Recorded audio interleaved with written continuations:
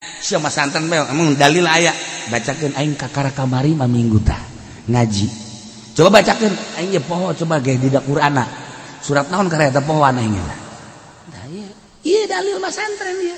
Beusi ente aya nu nanya dalil masantren tah ieu. Geus lamun dalil masantren aya dina Al-Qur'ana nu nyieun pondok pasantren mah pohara jasa. Eta mah geus kiai nama tah mah geus penduduk surga bagus. وَلِيُنذِرُوا قَوْمَهُمْ إِذَا رَجَعُوا إِلَيْهِمْ لَعَلَّهُمْ يَحْذَرُونَ. Santri-santri anu baralik di pondok pasantren teh ditugaskeun liunziru supaya memberikan inzar manihanana hate masyarakat supaya timbul sieun sampai-sampaikanlah berita-berita tentang akhirat kuari makan berita na berita dunia. Allahumma shalli ala sayyidina Muhammadin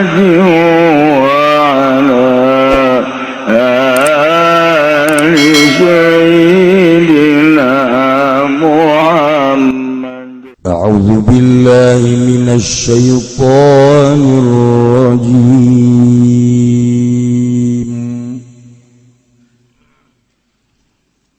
وما كان المؤمنون لينفروا كافة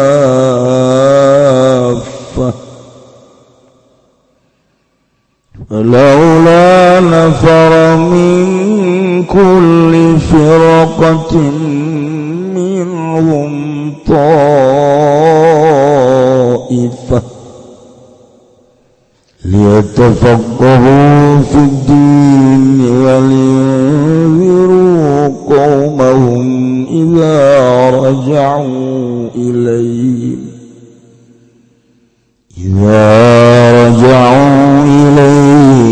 لعلهم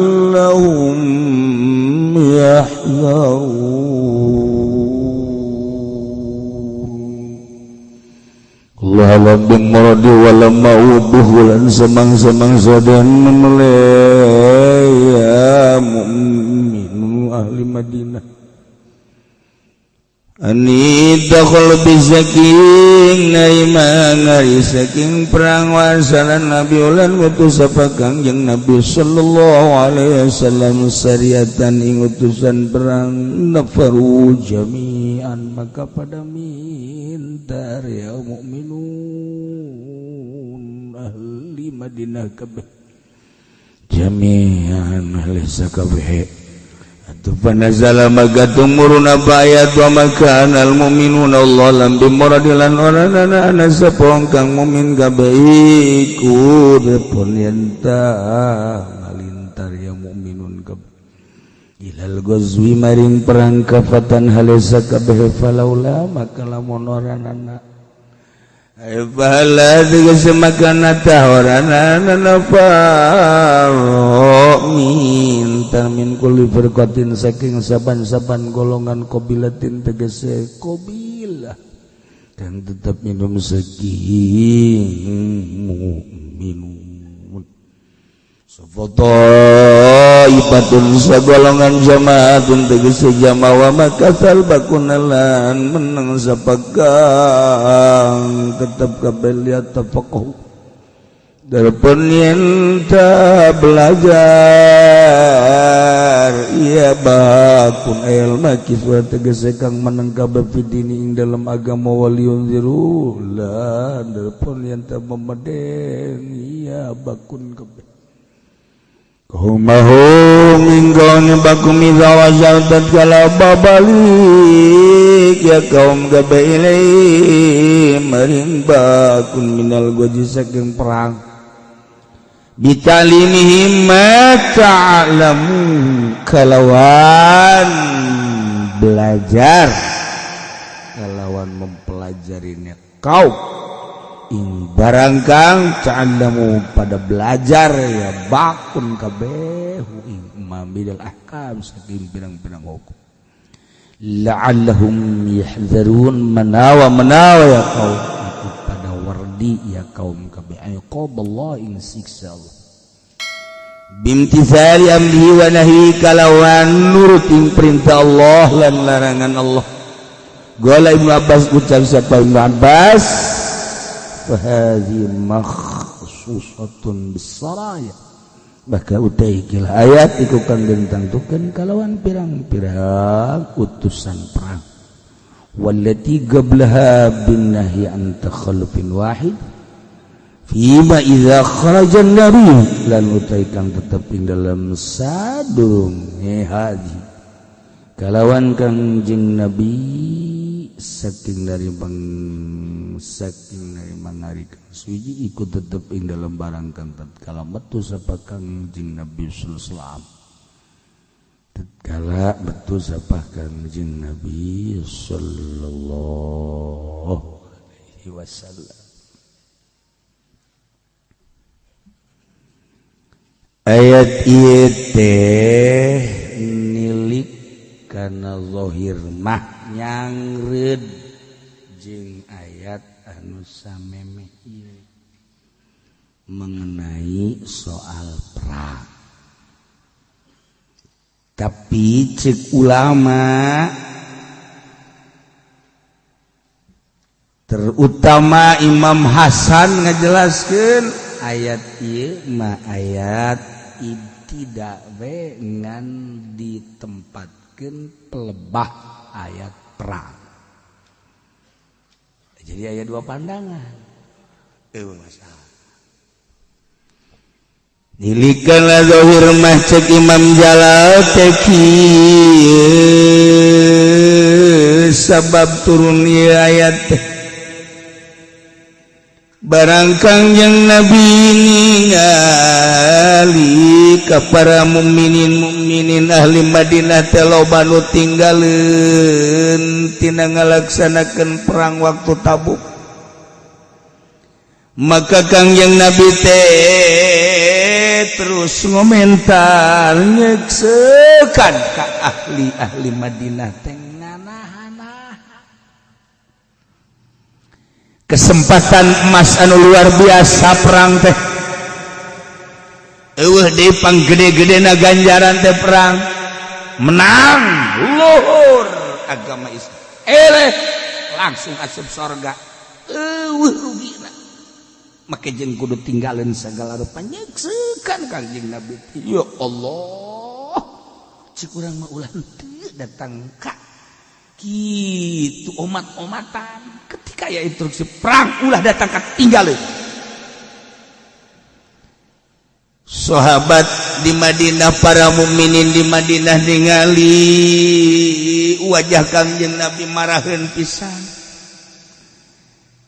di jero marat aya dedeun ka mukminun anu tinggalan perang teh make jeung tinggalan perang lantaran dina perang teh ieu teh hiji kesempatan jangan lengkah ka sorga make jeung embung sagala rupa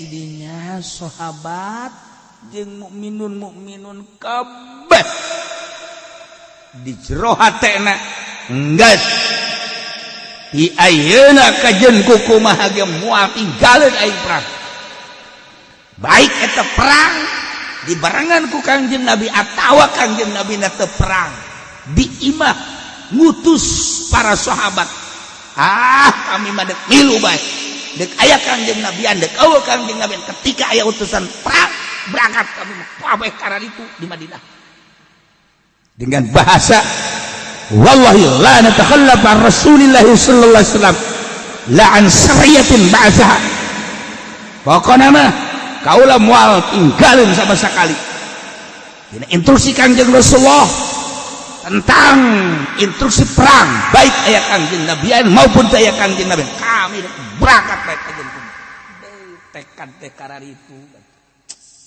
Masya Allah kejadianlah kangjeng Nabi teh ngutus utusan perang untuk melawan kafir Jadinya sahabat ngadenge Kangjeng Nabi teh ngutus utusan perang untuk perang.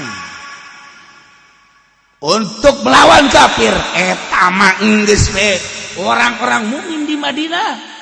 Geus anu tinggal wabeh berangkat datang ke Kangjeng Nabi di Madinah sorangan. Kosong Madinah. Berangkat kabeh. Besi dicacat ku Kangjeng Nabi. Jeung besi dicarekan deui ku Kangjeng Nabi. Datang ka ieu Madinah teh sepi eueuh hiji-hiji acan jelema. Lalaki maksudna wah hidup kabeh. Cak Kangjeng Nabi bau. Pohare sahabat. Teu kumaha Kangjeng mah tetapi Allah nurunkeun ayat ieu. Ma kanal mu'minuna liyanfiru kaffah. Teu aya ka para mukminun ya teu meunang ka para mukminun kabeh nu aya di Madinah khususna harita dalam rangka perang. Ketika diinstruksikan perang ku Kangjeng Nabi model ieu syariah utusan perang teh teu meunang ka para mukminun teh lian piru berangkat kabeh. Kapatan datang ka sepi di Madinah ulah. Cik Gusti Allah falaula nafara min kulli firqatin maka nahatan teu berangkat min kulli firqatin tina setiap-tiap firqah setiap-tiap qabilah minum tim mukminin teh taifatun segerintil bae atuh ngutus utusanana wa makasal bakuna nu sesesa deuna mah tu cicing bae ulah milu kabeh. Ieu instruksi Gusti Allah teh supaya stabil agama. Nu bagian perang atau perang, nu bagian di arimah mah arimah. Nu antak dibagi-bagi, ulah datang ke perang-perang kabeh kumaha mun paraeh kabeh. Atuh henteu kabeh unu ngalawan ka kafir.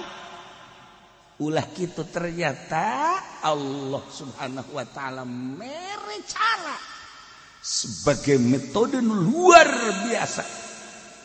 Waktu perang anu boga kaistimewaan perang-perang lah. Anu jangan kaditungan datang ka ngarecokeun doang meakeun amunisi deuk naon. Aya Pak, ieu pokona mah ilu bingung. Bagus ka ditu. Disebut lagi ilu mijah. Datang ka ditu teh lain perang, mukaan roti. Cai bae. Nu perang macan ngadaharepan si eta mah jebeg. Eta teh baheula. Atuh komo kuari mah. Atuh aya ku di jelemana ge. Dibagi-bagi. Supaya stabil. Ieu keur carita urusan perang. Geus atuh sebagian perang, nu boga keistimewaan perang. Sebagian cicing. Tetapi ieu cicing lain sakadar cicing hungkul dibagi ku Kangjeng Nabi melalui ayat ieu Allah ngajelaskeun nu perang melawan musuh nu cicing liyatafaqahu fiddin wal yunziru qaumahum idza raja'u ilaihi. Sebab Kangjeng teh per hari-na osok diturunan ayat pan ku Gusti Allah wahyu. Atawa teh turun wahyu ge Kangjeng Nabi nyampeikeun hukum-hukum.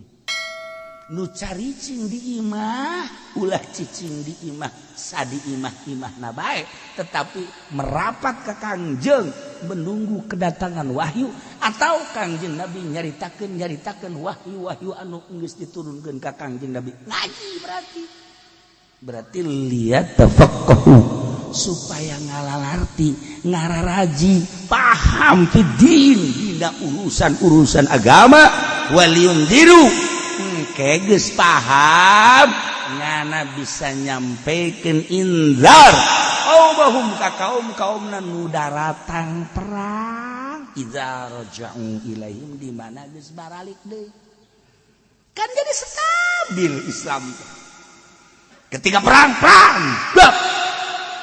mau di ari mah bae saricing di Kangjeng Nabi aya wahyu datang kalah nu disampaikan ku Kangjeng hukum-hukum nu disampaikan ku Kangjeng Nabi amati talah sabaraha poe nya mungkin bae sebulan mungkin 2 bulan mungkin 3 bulan utusan perang datang karumpul teu kudu ku Kangjeng sampaikeun naon selama 3 bulan teh nu pernah disampaikan ku Kangjeng Nabi bere beja tah tentara-tentara mujahid fisabilillah datang ka dieu dulur alhamdulillah haranjeun teh jihad fisabilillah bangga kaula kebanggaan anak lantaran anjeun perang teh eta teh geus mewakili kami nu di imah bae ieu teh mewakili anjeun kami terwakili ku anjeun ketika anjeun perang eta teh kami teh sarua milu sebab kami ngadoakeun kami membiayai anjeun teh perang kami mewakili anjeun sebab kami kadang-kadang ngadenge turunna wahyu anjeun makan keur perang di samping eta kami ngadengekeun tentang urayan-urayan ilmu ti Kangjeng Nabi selama 3 bulan anjeun wakil kami wakil anjeun maka saat ieulah kami untuk memberikan informasi ke anjeun sebagaimana anjeun memberikan informasi ka kaula coba keluh kesah dalam perang sampaikan coba ke kami Masya Allah nah ieu ge kami dek menyampaikan ke anjeun selama 3 bulan teh aya sekian ayat nu diturunkeun ka Kangjeng bacakeun selama 3 bulan teh ayat mah andai kata teh aya nu turun henteu aya tapi kami babarengan jeung Kangjeng teh hari anu Kangjeng nyaritakeun ieu hari anu Kangjeng nyaritakeun ieu hari anu Kangjeng nyaritakeun ieu kan stabil Islam teh Masya Allah kari ieulah ayat anu sangat istimewa eta keur carita patalina jeung perang tuh la'allahum yahzarun supaya jelema-jelema teh anu ngadenge informasi ti Kangjeng Nabi anu geus ditampung ku para sahabat anu disampaikan ke para mujahid eta hatena bisa sieun ka Gusti Allah terhadap siksa-siksa Allah etalah inti daripada menyampaikan teh la'allahum yahzaruna iqaballah bimtisali amrihi wa nahyihi inti daripada ngaji eta supaya tambah sieun kana siksa Allah anu engkena nyana bisa nuturkeun perintah-perintah Allah ngajauhan larangan-larangan Allah tak inti ngaji teh eta la'allahum yahzarun cik Imam Hasan ieu umum ayat teh lain sakadar patali jeung perang bahkan mun patali jeung perang mah seperti eta tapi ieu mah patalina teh ieu teh tapakuh teh jadi sifat tina taifah berarti taifah anu berangkat eta kasifatan ku tafakuh batur mah geus bisa memahami datang ka dieu geus atuh kuari mah dibalik ngajelaskeun ayat tadi mah yeuh teh Kangjeng Nabi teh ulah kabehan-kabehan atuh saparo bae anu berangkat teh saparo nu berangkat perang ke nu berangkat perang balik bere ilmu-ilmu kudu diimah kuari mah lain kitu kieu wa ma kana al-mu'minuna liyanfiru kaffah ulah kabehan-kabehan jelema mukmin berangkat neangan ilmu salembur kabeh marondo kabeh datang ke sepi kepala desa neangan jelema hese kamarana ieu teh pan di desa teh aing teh aya 5.000 jiwa tapi gareuh kabeh dibejaan ka kepala desa eta mah malah santren kabeh Aing dek urusan saha atuh. Kepala desa ge bingung. Ieu mah santen kamu santen kabeh hayang ganjaran kabeh. Masyaallah aing nang milih teh pan urusannyana. Maksud urusan teh pan aing lain sa urusan-urusanana. Iya. Aduh aing nyana aruh di kamarana. Nyana aruh kamarana atuh pan aing ge sepi berarti. Tuh kan. Ulah kabehan mas santren. Pemakanal mu'minuna tulah ya jelema mukmin tilian pilu berangkat kabeh ka Al Azhar.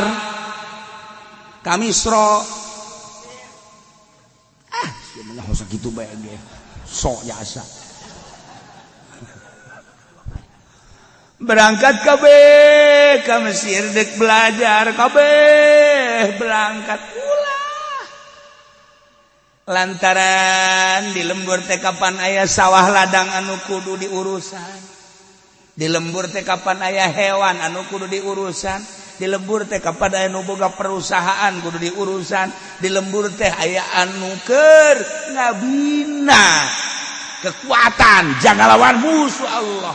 Lamun berangkat kabeh ka Mesir teh kumaha? Jadi ulah kabehan taruhlah ka Mesir mah beuneunan jauh teuing.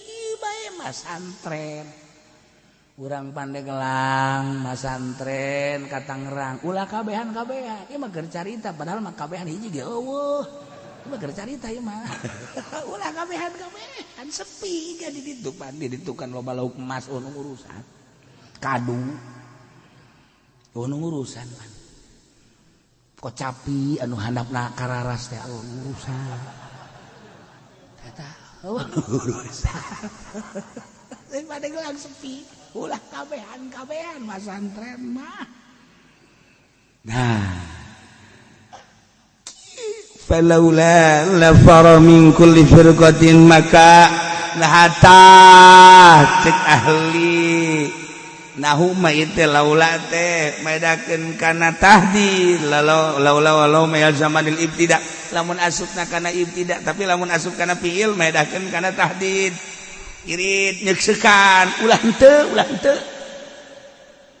matak ditafsiradana ku Imam Jalal fahalla eta pagawean budak letik teh ngaji kos kitu mah nu make nama kolot ngaji kos kitu pagawean budak teh ngaji alfiah nu make nama kolot lamun budakna teu bisa ka kolotna ge teu becus eta kos kitu teh laula teh ya eta teh ya tidak lao jeung la masyaallah dua teh lao jeung la dihijikeun jadi laula masyaallah engke maknana tergantung kumaha asupna apakah kana ibtida apakah kana fiil beda-beda teh mantak di dieu teh ya ditafsiran halla berarti laula teh ya sarua jeung halla halla teh ya istifham tina hal jeung la hal fa'alta la asalna kan kos kitu ayeuna ma fa'altu la eta keur carita nahu panjang teh kos kitu teh nahu teh jadi halla tapi kuari mah dihijikeun tina hal jeung la nah kuari jadi hiji halla tahdid teh artina nyeuksekan teh ulah henteu awas masyaallah tadi mun cek bahasa Sunda mah umat sia teh umat kade nya ulah henteu tah mun teu dibahasakeun kos kitu kan kurang teu kaharti saeutik barina Al-Qur'an walaula nafara min kulli firqatin henteu kabahas we alfiahna teu kaharti tapi kurang kabahas we tah saeutik tadi teh nah panjang mun dicaritakeun oh iya asupna kana fiil laula nafaro maedakeun kana tahdid atuh berarti tahdid teh nyeuksekan teh umat ya kade jadi kadek sia mah tuh kade ulah henteu umat nya nafaro min kulli firqatin minhum ta'ifatun berangkat ti unggal lembur golongan-golongan mukminin ulah kabehan sato ipah bae sadesa 10-an sadesa 10 ulah kabehan berangkat gerageh belajar nu ngaji Alfiyah, nu ngaji Johar Maknun, nu ngaji Bukhari, nu ngaji Muslim, nu ngaji tafsir, masantren lah 10-an mereka ditu liyatafaqahu, bahkan dibahas taifatun teh ulah 10 hiji ge cukup. Masya Allah tuh ya patalinan ke jeung khobar wahid. Iya dalil lah khobar wahid teh, iya dalil lah. Nah, lamun dibawa ka dieu geus moal ngarti naon sih khobar wahid, puyeng. Emang aing ngobrol jeung henteu mondok mah puyeng. Aya jeung nu mondok mah pan haju nu mondokna poho sarua puyeng keneh bae. Kan khobar wahid teh bisa dipertanggungjawabkeun. Hiji nu nyaritakeunana bisa dipertanggungjawabkeun. Pan berenana teu mutawatir makan lobaan. Khobar wahid ge deuleu jelema anu caritana bisa dipertanggungjawabkeun sanajan saurang. Dalilna di mana? Falaula nafara min kulli firqatin minhum ta'ifatun teh saurang geus jadi. Ieu mah keur carita saurang, duaan, tiluan, opatan, 10-an teu kudu kabeh-kabeh berangkat ngaji. Anu ngaji ilmu nahu jeung ilmu sorobna, nu ngaji ilmu fikih jeung usul fikihna, nu ngaji tafsir jeung mushalahat tafsirna, ngaji hadis jeung mushalahat hadisna. Pokona mah berangkat kabeh ieu liyatafaqahu fiddin, manehanana supaya palalinter dina agama, ngarti dina agama. Engke geus ngarti di pondok pesantren balik waliundiru qaumahum idza raja'u ilaihim, nyana ditugaskeun untuk inzar ka kaumna di mana-mana balik masantren. Tuh ieu dalil masantren tah. Bisi aya nu nanya, sia masantren emang dalil aya, bacakeun aing kakara kamari maminggu tah ngaji. Coba bacakeun aing ge poho coba ge di Qur'ana. Surat naon kareta pohoan aing ge. Nah ieu dalil masantren ieu. Bisi ente aya nu nanya dalil masantren tah ieu. Geus lamun dalil masantren aya dina Al-Qur'ana nu nyieun pondok pesantren mah pohara jasa. Eta mah geus kiaina mah tah mah geus penduduk surga bae geus. Ulah baka amin bae heulanan kieu nu kumaha engke can anggeus.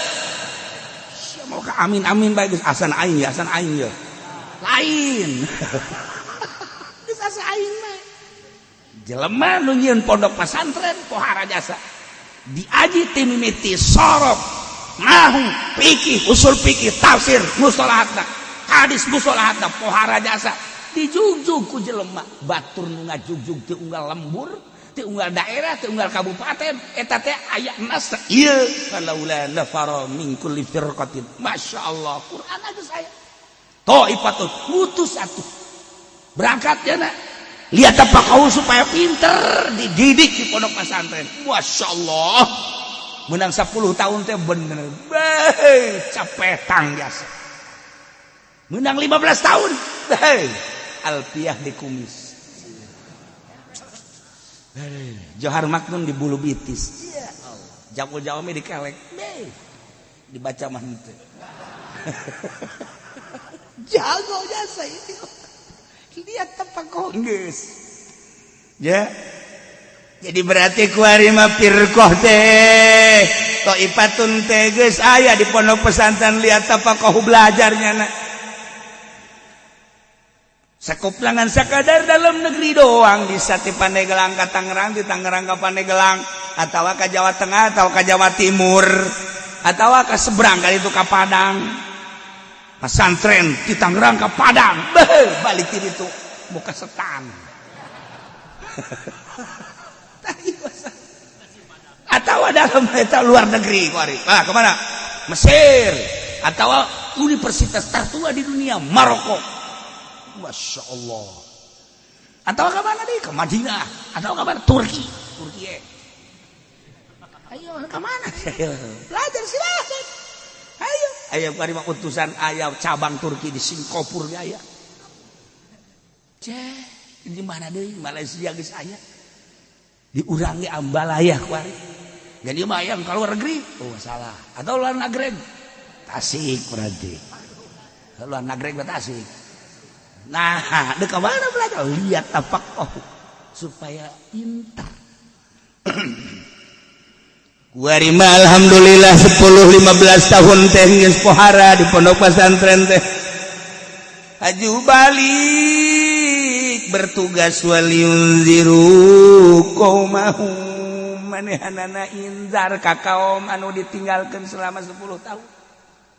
Urang lembur nage coba jang maneh teh ieu teh masantren teh ku kami teh sok ditalingakeun bae aya anu sok ngabiayaan tah besi kurang biaya mah aya anu sok mere ala kadar jang kitab aya anu ngan ngomong doang sing bener sia mondokna mere mah tilok nu kos kitu nu lobana mah coba geus coba atuh kuari coba insyaallah mulai di muludan nyampe Rajaban nyampe eta hasil mondok waliyunziru qaumahu idza raja'u ilaihim di mana balik deui ka lemburna nyampe jangan tuh kuari bae loban nu negara raji teh coba atuh nyeun wadah insyaallah nyeun pondok pesantren manehanan terus ngalobaan nambahan deui tina tadina malah tihang awi we jayana awi kuari mah geus rada lobat tihang kayu bahkan kuari mah geus dicor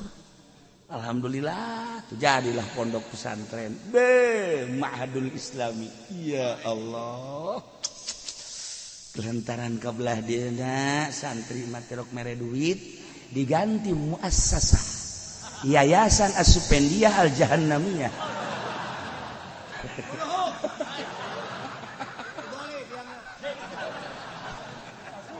lari jadi yayasan. Dele, awas tah. Lain lalagaan ieu. Ieu teh serius. Maksudna serius ku, Pak. Waliyunziru qaumahum idza raja'u ilaihim la'allahum yahzarun.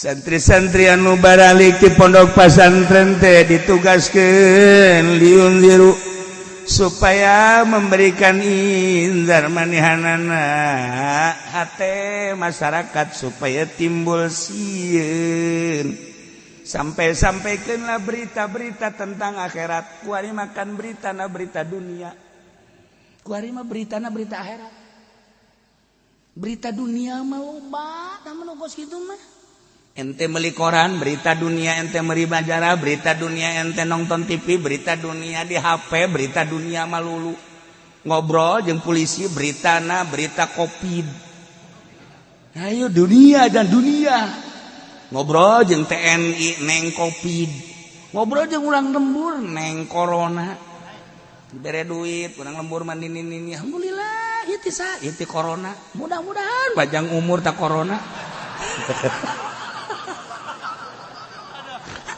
naon sini ini goblok ya Allah mudah-mudahan neng corona ceknya nanti alhamdulillah ya alhamdulillah ada anak yang panjang jasa ya Allah ceknya nama corona naon mah tolol nini ya Allah ya Rabbi seperti eta lah orang lembur mah ulah salah tah berita-berita tentang dunia mah ambalayah nu penting ge kuari berita tentang akhirat. Nah, jadi berita dalam dunia, orang mah santri mah berita dalam akhirat. Ganti ku orang. Sementara kabeh berita dalam dunia, santri mah berita dalam akhirat. Sina neraka malulu. Itu sekali-sekali. Kiai mah ngaberitakeun urusan-urusan politik, urusan-urusan ekonomi. Lain tugas kiai tah mah. Kiai mah berita dalam akhirat. Jahanam caritakeun. Termasuk nyana-nyana ngerekep dirinya. Maksudna naon ieu? Intina tina nyampekeun teh la'allahum yahzarun supaya masyarakat sieun iqaballah kana siksa Allah tina bimtisari amrihi wa nahihi nurut kana perintah jeung laranganana perintahna laksanakeun laranganana jauhan inti daripada liunziru supaya nurut ka Allah sieun kana siksa Allah ulah berbau dunia. Ketika aya kiai nyampaikan hasil masantren anu tujuanana lain la'allahum yahzarun bisa bae ngomong mah la'allahum yahzarun tapi praktekna nyana nyieun yayasan mah eta mah dunia administrasi supaya asup urusanna dunia dicarekan ku ayat ieu lain pula ayat ieu buka ku kiai yayasan ta ayat ieu buka ku sia ta ayat ieu tolong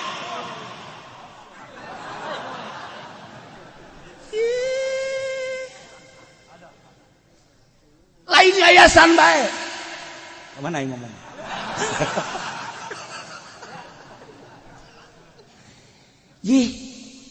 anu nyampaikan ayat anu tujuanana lain la'allahum yahzarun hayang kabali ban setip hayang kajian dapur hayang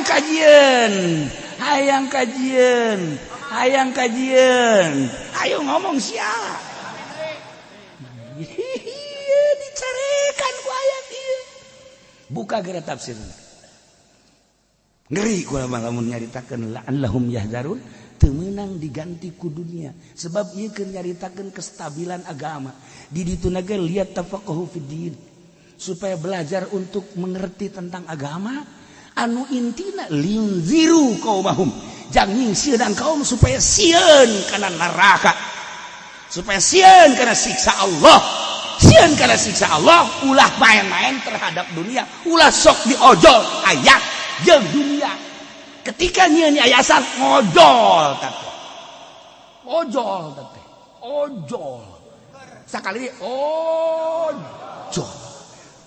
jadi cenah kiai kula mah yayasan kula mah tuh henteu jatuh ojol tuh masalah aing mah nu ojol yayasan sia mah henteu mah tuh masalah jadi menyarekan gani nu ojol goblok aing mah nyarekan nu ojol yayasan sia henteu mah tuh henteu geus kabeli mobil sia alhamdulillah nang di mana sia tolol ngaran yayasan emang di mana deuk naon maksudna henteu cenah ieu mah sakadar metode bae supaya rapi apa masalah awas sia omongan sia jeung hati sia awas sia ngancam ayat ini ti Allah ya mah kadengena ti sungut aing padahal ti Gusti Allah ya dengekeun ku curi sia dengekeun ku curi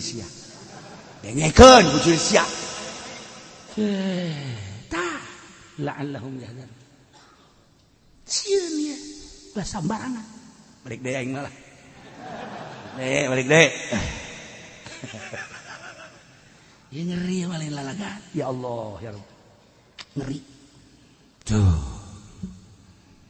ulah kabehan masantren mah tuh cukup satu ifah tina sapirqah walaula ulah teu omat laparo berangkat mingkuli firqatin tina saban-saban firqah tina tiap golongan qabilah atawa unggal-unggal lembur desa lah Toibatun segrintil manusia nu sejenna mawa makasal baku na caricing teu kudu mondok kabehan lumantak aya utusan teh liat tafaqahu supaya ngartinya belajar dimimiti kalimat-kalimatna datang ka ngagrammar kena ngahiji keunana terus datang ka rahasia-rahasiana ilmu ma'ani bayan jeung badena datang ka disimpulkeun make ilmu mantekna ngarti ku ari ngaji tafsir jeung mustalahatna istilah-istilah tafsirna kemudian hadis kitu keneh jeung mustalahat hadisna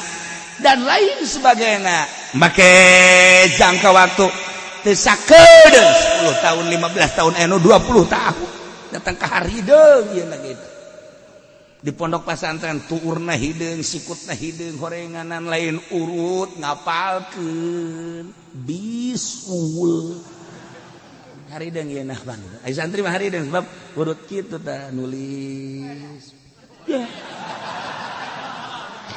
teh jauhan ka mondok keluar sia tolol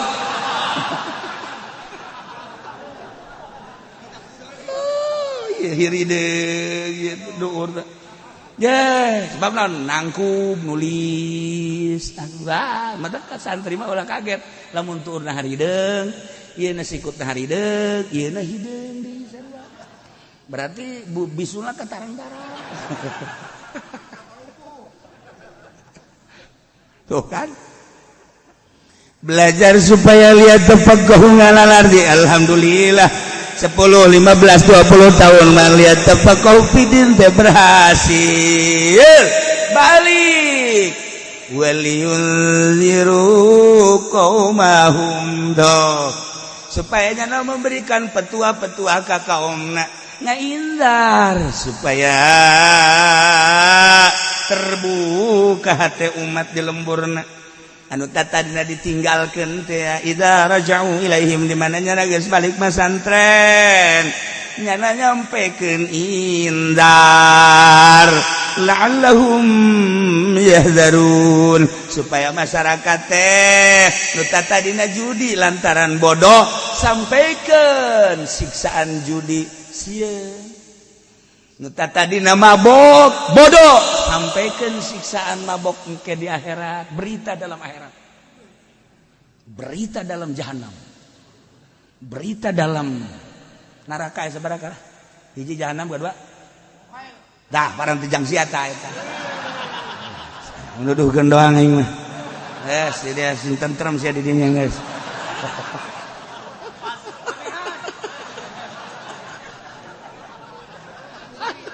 katipunya nah. Lain katipu emangnya nama bakal didinya meureun.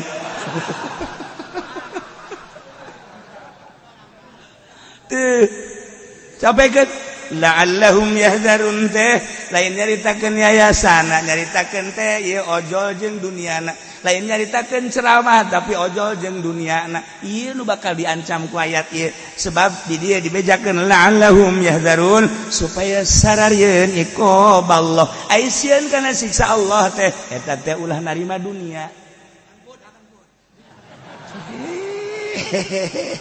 Pulau libat hayangan dunia teh mah dipaksa diberenya nama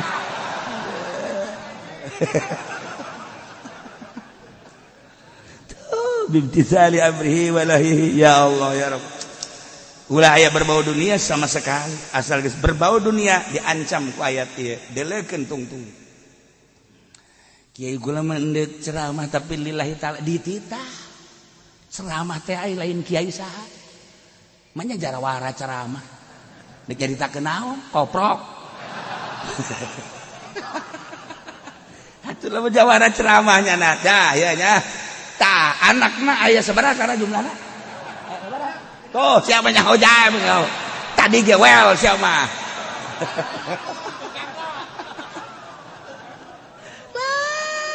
nyaritakeun ka eta kiai tinggal dilempengkeun doang ulah aya ojol ayat jeung dunia sakitu yayasan dia lantaran untuk memperluas wawasan untuk memperluas gerak ieulah yayasan asal ulah ojol jeung dunia sakitu da pondok pesantren ge ojol jeung dunia mah sarua bae cenah pondok pesantren as-salafiyah sarua bae dunia-dunia keneh sarua nu penting mah ulah ngan rada deureus we salafiyah rada deureus eueuh jurusan korupsi kana yayasan mah korupsi mah lulu Mancina kiai suudzon, lain suudzon nya nyaho di mana lah geus pokona aing mah nyaho bae nyaho belah ditu nyaho malah mah aing mah ye atuh sok nurunkeun danana ge nu ka kai mah ngobrol jeung aing kiai endeup naon sia mau racun ka aing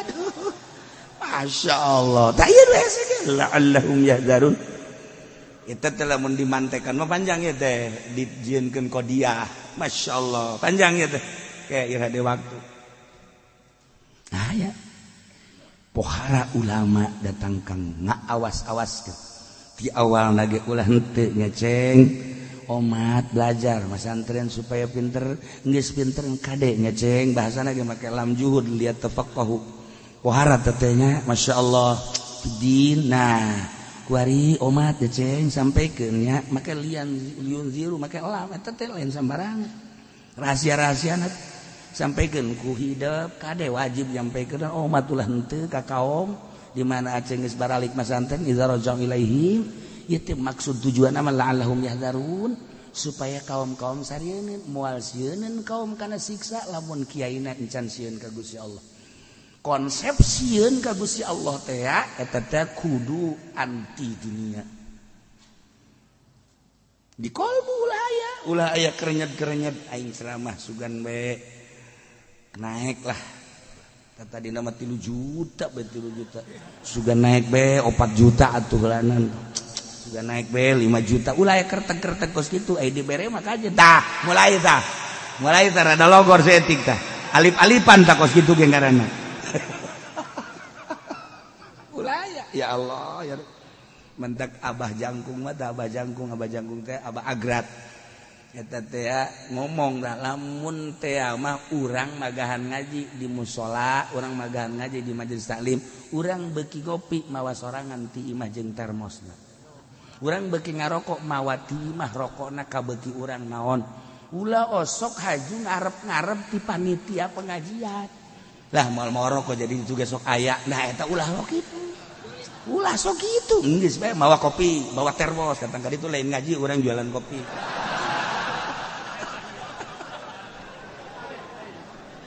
lain ngaji nah iya Masya Allah kari itu ya iyalah dalil masantren iya dah dalil ngaji iya dah dalil nyampaikeun lain lalagaan sebuah ayat satu ayat tapi di jerona luar biasa iyalah dalil kana nyampaikeun kudu ulah ayat dunia anti dunia iyalah dalil menuju akhirat iya ayat pohara jasa cukup saquran teh ieu bae ayat ieu talar bolak-balik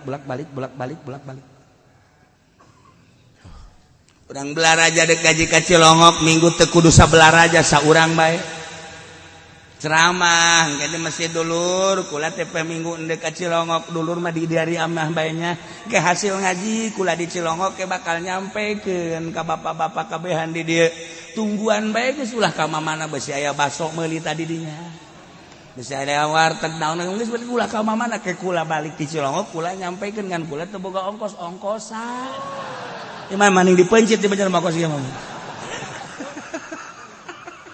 geus ya cak urang lembur itu boga duit aing bae geus siapa cicing di dia cuma hayang ka ditu hayang diongkosan aing mah hayang peperet nakan susuganan aya leuwihna bae sakitu teh eta jore jasa teh kos kitu jore geus ulur cicing di dia teu kudu ka Cilongok kabehan macet di ditu parkirna gas kula bae cicing di dia insyaallah teu kudu diongkosan kula boga bahkan engke anu butuh di dia kula bakal dibere insyaallah kula berangkat ka dia ngaji di dia balik ka ditu zuhur langsung dulur kabehan ka dari ieu hasil ngaji di Cilongok alhamdulillah nyaritakeun sebuah ayat bejakeun tak beres tanya geus urang sing ari ibadah bae geus ka Gusti Allah ulah aya naon-naon geus kula mah teu kudu dibere teu kudu naon asal pamajikan bae tuh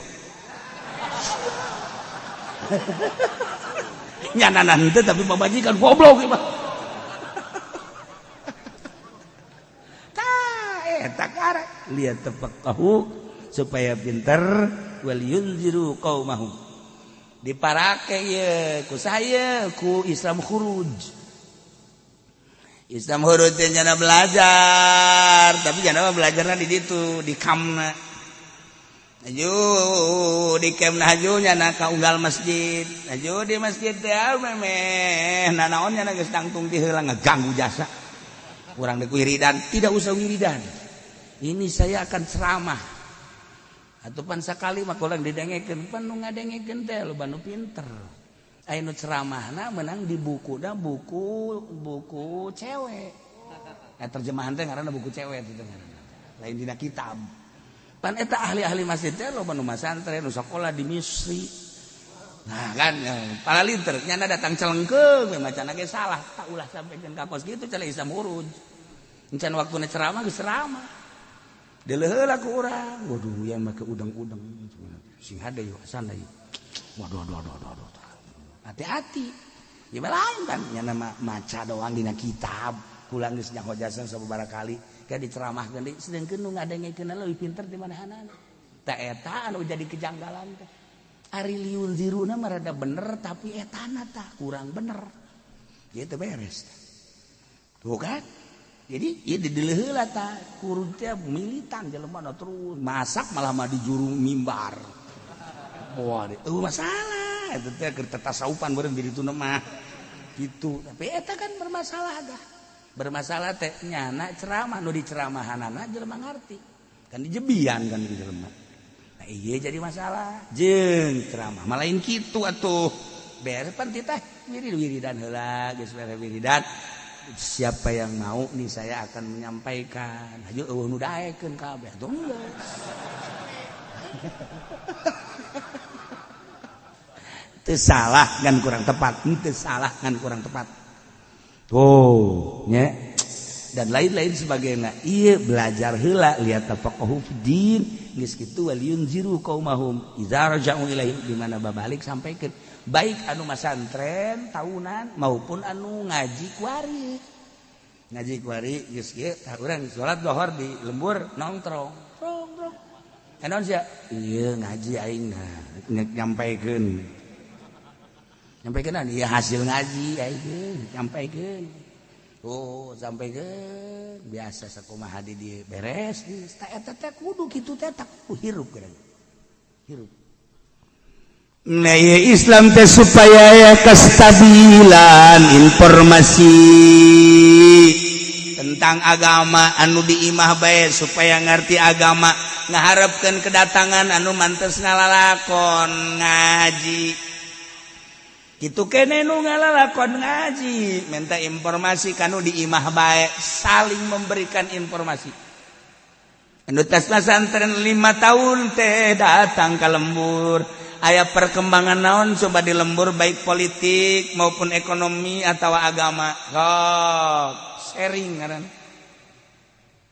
kitu kene nu di lembur coba hasil pesantren teh kumaha ieu nyampikeun informasi agama nu aya di lembur nyampikeun informasi naon kajadian-kajadianana ieu kan agama jadi stabil agama ieu urang teh ulah datang ka pincrang ulah ieu teh alhamdulillah di dieu teh aya pembangunan masjid tapi iya Masya Allah pembangunan teh geus aya 5 tahun siap berangkat ieu ngabangun datang ka kuari can kakentengan oh permasalahanna berarti teu boga duit lain teu boga duit ieu teh rembungeun masalahna ye atuh urang jual bae tong masjid ye ieu santai tolol lain hayu-hayu endahan ngajual masjid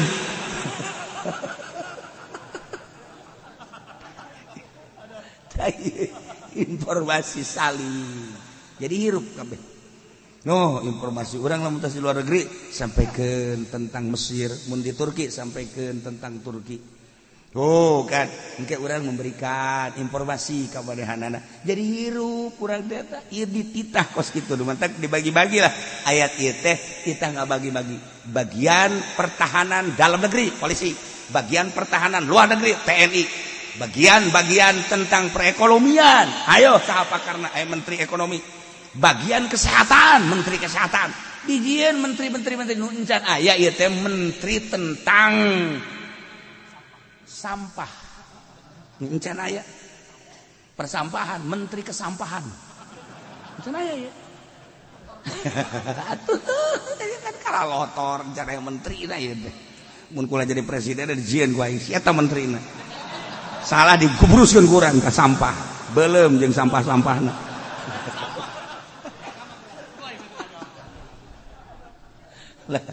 ya intina la'allahum yahdarun jadi supaya sieun ka Allah wallahu a'lam